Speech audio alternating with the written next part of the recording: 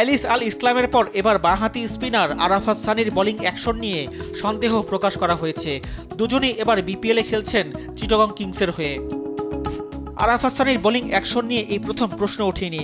2016 সালে ভারতে অনুষ্ঠিত টি-20 বিশ্বকাপ চলাকালে তার বোলিং অ্যাকশন নিয়ে প্রশ্ন ওঠে।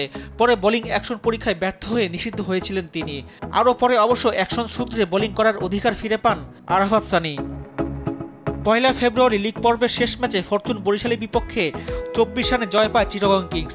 ওই ম্যাচ জিতে কোয়ালিফায়ারে খেলা নিশ্চিত হয় তাদের। বরিশালের বিপক্ষে 4 ওভারে 41 রান দিয়ে 1 উইকেট পেয়েছিলেন আরাফাত সানি। এরপরই তার বোলিং অ্যাকশন নিয়ে সন্দেহ প্রকাশ করেন আম্পায়াররা।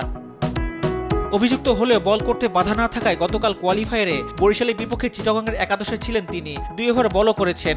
ম্যাচটি হেরেছে চিটাগং কিংস। তবে বুধবার দ্বিতীয় কোয়ালিফায়ারে খুলনা টাইগার্সের বিপক্ষে ম্যাচ জিতে এখনও ফাইনাল খেলার সুযোগ আছে তাদের। এর আগে চলতি বিপিএলে দলটির আরেক স্পিনার এলিস আল ইসলামের বোলিং অ্যাকশন নিয়েও সন্দেহ প্রকাশ করেন আম্পায়াররা। অ্যাকশন পরীক্ষা দিয়েছেন এলিস, যার পরীক্ষার ফল এখনও পাওয়া যায়নি। রিফাত আঞ্জুম, দেশ টিভি, স্পোর্টস ডেস্ক।